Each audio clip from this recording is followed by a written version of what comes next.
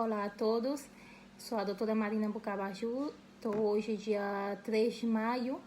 Eu queria falar para vocês um pouco a diferença entre a fase 1 e a fase 2A, que muita gente pergunta, e também um pouco falar da importância do corticóide, dos estudos em relação a isso, que também são perguntas frequentes na live de ontem. Então, as fases, eu gosto muito das fases de acordo com o Siddiq et al., que eu já coloquei a referência por aí. Não existe nenhuma classificação oficial que eu conheça, então ele classifica a fase 1, a fase infecciosa. Essa fase a gente já viu que é até mais ou menos quinto, sétimo dia de doença, daí a gente já vai começar a ver a diferença. Fase 2A é a fase de inflamação, a fase 2 é a fase de inflamação, a 2A é inflamação, que ele chama pulmonar, mas hoje a gente já sabe que nem sempre está só no pulmão, pode estar no miocárdio também, e no intestino, no sistema nervoso, como a gente já falou em outros vídeos. Então, 2A de inflamação, sem dispneia e sem hipóxia. E a fase 2B já é de inflamação com hipóxia. E a fase 3 já é de SARA. Então, o tratamento onde a gente viu melhor resposta é o tratamento na fase 1 e na fase 2A. Na fase 1 a gente faz aqui no meu hospital, mas em todos os hospitais da Espanha ainda não se faz, ou seja, não é uma coisa muito que seja que todos estejam de acordo. Cada vez está mais de acordo, porque a gente já viu que é o que evita o colapso no hospital. Então, a fase 1, essa fase infecciosa, vai ter até 5, 7 dias de doença. Então, a gente tem que perguntar bem para o paciente quando começaram os sintomas, não só os sintomas pelo que ele vai, às vezes ele vai para assistência por febre e diarreia, mas na semana anterior já tinha tido cefaleia, então tem que perguntar todos os sintomas e o primeiro que teve. Se nessa fase, se a gente tem claro que só tem menos de 7 dias, principalmente quando tem menos de 5 dias, ou seja, muito precoce, a auscultação pulmonar é totalmente normal, não tem nenhum crepitante, a saturação é normal.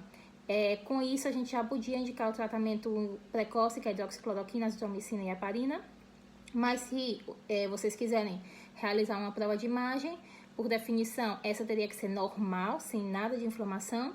E na análise de sangue, a gente vai ter uma linfopenia, que é o típico do coronavírus, mas esses linfócitos vão estar maior que 1.200, normalmente.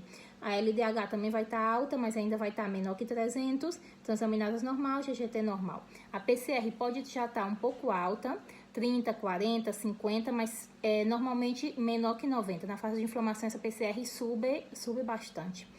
O dímero D não é obrigatório, porque normalmente não se eleva nessa fase. Eu sei que é um pouco complicado de fazer. No caso, se vocês tiverem a oportunidade de fazer, fizerem e tiver alterado, já é, obviamente, uma indicação obrigada do Clexane e é um fator preditivo importante de que esse paciente vai entrar na fase inflamatória.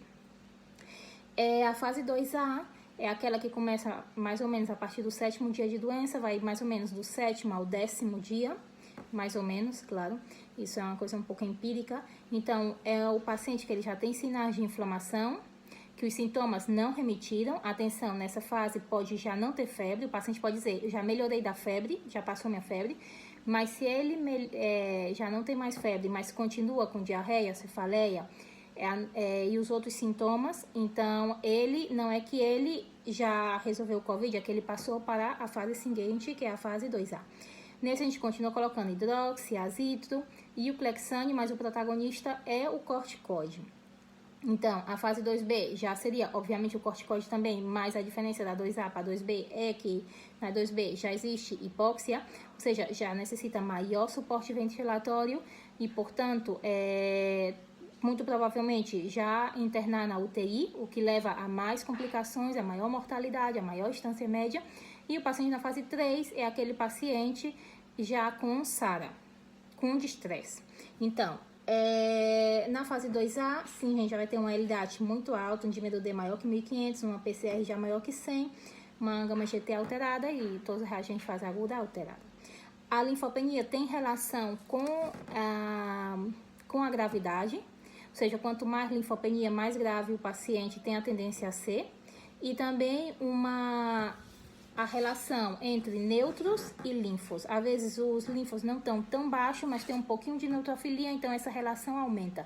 Essa relação estando aumentada também é um fator de mau prognóstico. Então, os corticoides na fase 2A. É corticóide oral? Não. É corticóide cada 8 horas durante 10 dias? Não. Não é um DPOC, não é um enfisema, não é uma influenza, não é uma asma. Isso é uma tormenta citoquímica, uma tempestade citoquímica. Então, imaginem um incêndio. Quando a gente tem um incêndio, o que é que a gente faz? A gente vai com um copinho e joga uma água hoje, um copinho de água amanhã. A gente joga um balde de manhã, um balde de tarde, um balde de noite, no outro dia do mesmo jeito. Não, porque a gente sabe, a gente joga um balde, esse fogo se apaga, mas o que está do lado se amplia e no dia seguinte, a hora seguinte, na hora do seguinte balde, vai estar pior do que antes, pois a tempestade citoquímica é isso. Então, o que a gente tem que fazer é extinguir o fogo de vez, de maneira muito rápida, muito enérgica, como se faz em um incêndio. Então, por isso a gente dá pulsos cada 24 horas, não tem indicação de dividir os corticoides. Pode ser a primeira dose 250, 125 ou 80, depende do paciente. Obviamente, quanto mais jovem a inflamação é pela resposta imune, quanto mais jovem é o paciente, mais sadio é o paciente, maior resposta imune ele vai ter. Naqueles pacientes mais idosos, pluripatológicos, insuficiência cardíaca, DPOC, esses muito provavelmente não tenham muita inflamação, porque realmente ele não tem um sistema imune muito importante, muito potente. Então, a gente pode dar de 80 e dar toda a sua medicação para suas descompensações, furosemida e tudo mais. No DPOC, sem muita... que a gente vê que não tem tanta inflamação, tem mais sobreinfecção e sua patologia de base, nesse caso sim, que depois do terceiro dia poderia estar indicado partir a dose pela sua doença de base, não pelo COVID. Igualmente nos asmáticos. Daí também vocês entendem que os pacientes oncológicos e os imunodeprimidos em geral, transplantados, imunodeprimidos, autoimunes, oncológicos, esses pacientes, normalmente eles não vão ter uma resposta inflamatória muito importante.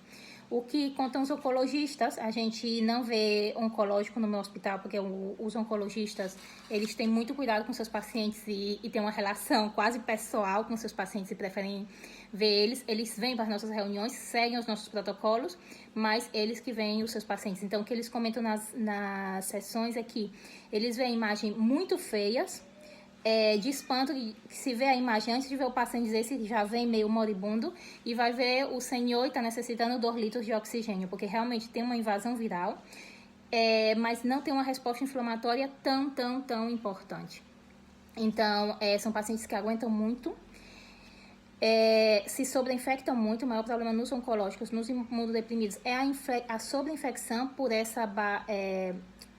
pela secundária infecção viral, então sempre neles colocar antibiótico e obviamente o oncológico, se ele já está, quase todos estão com dexametasona, a gente não vai tirar sua dexametasona para colocar a metilprednisolona, a gente coloca o resto da medicação e deixa a sua dexametasona. Mas nos pacientes não oncológicos que não levam corticóide de base, o corticóide indicado é a metilprednisolona, nem a hidrocortisona, nem a dexametasona, nem a prednisona oral, pelo menos não nas primeiras 24 horas.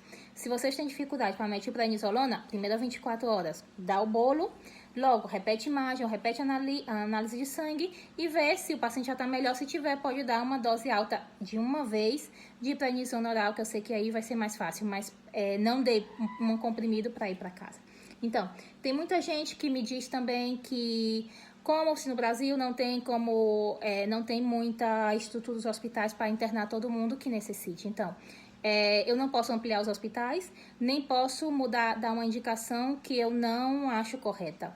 Até o dia de hoje eu não ganhei nenhum dinheiro com nenhuma assessoria que eu fiz para nenhum hospital, nem particular, nem público, justamente porque eu quero ter a liberdade de falar o que eu acho mais correto. E o que eu acho correto é a única coisa que eu conheço, que é a metilprednisolona nessa fase, com as doses que eu coloquei. Então, eu acho que os hospitais, os gestores, por um lado, tinham que pensar em reestruturar os hospitais. Eu sei que é muito complicado, mas tudo é complicado. A hora também é complicado para um autônomo não ir trabalhar, mas a gente tem que tentar se adaptar. Eu quero dar uns dados só que do meu hospital, que eu acho que eu já falei algumas vezes, depois desse protocolo, a gente diminui a distância média na enfermaria de 15 dias para 3 a 5 dias, na UTI de 30 a 45 dias, porque dependia um pouco da semana, as primeiras semanas foram piores, a 14 dias. Obviamente, os pacientes vão menos para a UTI, a nossa UTI Covid já fechou. A mortalidade na UTI baixou de 70% a 90% para 40%, é alta, mas já não é o 90%. Antes a mortalidade da UTI sempre é muito alta, não queiram ir para a UTI, não queiram que seus pacientes vão para a UTI, temos que tratá-los antes. E a mortalidade na enfermaria diminuiu de 15% a mais ou menos 1,8% ou 1,9%. Então, o que isso quer dizer? Que se a gente tratar no início, internar um paciente 1, 2 ou 3 dias, a gente vai ter mais rotatividade de pacientes, porque esses pacientes não tratados vão ficar 15 dias, se é na enfermaria, ou 45 dias na UTI, e isso daria para tratar, internar antes, igual 5 ou 6 pacientes, tratando antes pela rotatividade. Então, eu acho que a ideia não é fazer um mau tratamento em casa para que esse paciente volte e congestione o sistema, colapse o sistema, gaste mais do sistema e também tenha mais probabilidade de falecer e ter sequelas, mas internar no momento apropriado, encontrar umas camas, tratá-lo muito agressivamente e mandá-lo a casa cedo e aumentar essa rotatividade. Obviamente, se tratamos na fase precoce, na fase 1, não precisa internar. Por favor, a única coisa é que na fase 1 vocês vejam que o paciente realmente esteja na fase 1, se está na fase 2A já não é tratamento precoce. E sobre os estudos da metilprednisolona, que muita gente diz não temos embasamento científico, o embasamento científico que existe para dizer que a metilprednisolona não serve são os estudos que eu coloquei no meu Instagram há pouco tempo. Eu animo a todos que leiam os estudos de completa para que tenham a opinião crítica de vocês. Eu não quero que acreditem em mim como uma profeta, eu não estou aqui nem para fazer a cabeça de ninguém, só para contar a minha experiência. E eu animo a todos que leiam. São 1, 2, 3, 4, 5, 6, 7 estudos. São nenhum no Covid-19. O Covid-19 é realmente muito diferente do SARS, do SARS-MERS e da influenza. É um estudo, tem um na influenza que diz que aumenta a mortalidade. Por mim, tanto faz, porque não tem nada a ver com a influenza. No SARS-CoV, que é o coronavírus 1, que não é o nosso, diz que não, porque teve uma complicação como diabetes, outro como que tinha complicação com necrose vascular. Por isso, um dos motivos que a gente só quer de 3 a 5 dias o corticóide é para evitar esse tipo de coisa de necrose vascular, de complicações e que tenha uma resposta viral, uma replicação viral tardia e piore o paciente. Então, por favor, não passem de 5 dias o corticóide. O ideal é que seja só até 3 dias para evitar essas complicações. E outro no MERS-CoV. Nenhum no coronavírus e todos na SARA. Não é nossa proposta na SARA. Na SARA, obviamente, no distresse, mas isso é um tratamento da UTI. Não vou me meter. Mas a nossa proposta é na inflamação. Não tem nenhum estudo usando corticóide na inflamação do coronavírus. Eu quero que isso fique claro. E logo tem um estudo retrospectivo que eu também coloquei, que o interesse não era a metilprednisolona, era ver um pouco o contexto geral. E o que eles viram é que nos pacientes, primeiro, que se utilizou metilprednisolona nos pacientes mais graves, e mesmo utilizando a metilprednisolona nos pacientes mais graves, naqueles que foram utilizados, mesmo estando mais graves, a mortalidade foi menor do que não utilizaram, sendo pacientes menos graves.